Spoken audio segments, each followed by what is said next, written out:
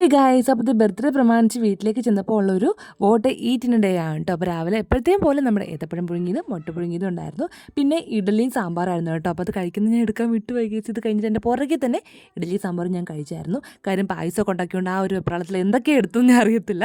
അപ്പോൾ ഇഡ്ഡലി സാമ്പാറും കഴിച്ചു. അത് കഴിഞ്ഞപ്പോഴേക്കും നമ്മുടെ സേമിയ പായസം റെഡി ആയിട്ടുണ്ടായിരുന്നു കേട്ടോ. അപ്പം അതൊരു ഗ്ലാസ് കുടിച്ചിട്ടുണ്ടായിരുന്നു. എനിക്ക് സേമിയ പായസം ഭയങ്കര ഇഷ്ടമാണ് കേട്ടോ. പിന്നെ ഉച്ചയ്ക്ക് എൻ്റെ ഫേവറേറ്റ് ഫുഡായിട്ടുള്ള പപ്പയുടെ സ്പെഷ്യൽ ഫ്രൈഡ് റൈസും ചിക്കൻ കറിയും സലാഡും പപ്പടമൊക്കെ ഉണ്ടായിരുന്നു. അപ്പോൾ അതൊക്കെ കൂടി ഒരു പിടിങ്ങി പിടിച്ചു കേട്ടോ. അപ്പോൾ എന്തായാലും നമ്മൾ ബർത്ത്ഡേക്ക് ഇല്ലല്ലോ, അതുകൊണ്ടിട്ട് കുറച്ച് സ്പെഷ്യൽ ആയിക്കോട്ടെ നിർത്തും ഒപ്പം ഉണ്ടാക്കി തന്നാണ് കേട്ടോ.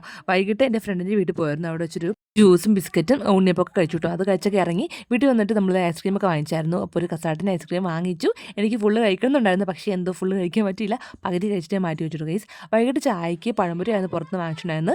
അങ്ങനെ ഒരു പഴംപൊരി ചായയും കുടിച്ചു. അത് കഴിഞ്ഞപ്പോഴേക്കും അമ്മ ഒരു ടിന്നിൽ നിറച്ച് എരിവെള്ളം മിച്ചിട്ട് വെച്ചേക്കുന്ന കണ്ടു കേട്ടോ. അപ്പോൾ അത് കണ്ടപ്പോൾ ഒരു കഴിക്കാൻ ആഗ്രഹം, അങ്ങനെ അതിൽ നിന്ന് കുറച്ചെടുത്ത് കഴിച്ചു കേട്ടോ. പിന്നെ നൈറ്റ് നമ്മുടെ സെയിം ഫുഡാണ് ഉച്ചയ്ക്ക് കഴിച്ച ഫ്രൈഡ് റൈസ് തന്നെയാണ് കേട്ടോ. കഴിച്ച് പകുതി ആയപ്പോഴായിട്ട് വീഡിയോ എടുത്തത്. അപ്പോൾ എന്തായാലും ഇതൊരു കോട്ടയം ഇത്രയും ഉണ്ടാവുള്ളൂ. അപ്പോൾ നമുക്ക് വീണ്ടും അടുത്ത വീഡിയോ കാണാം. ബൈ.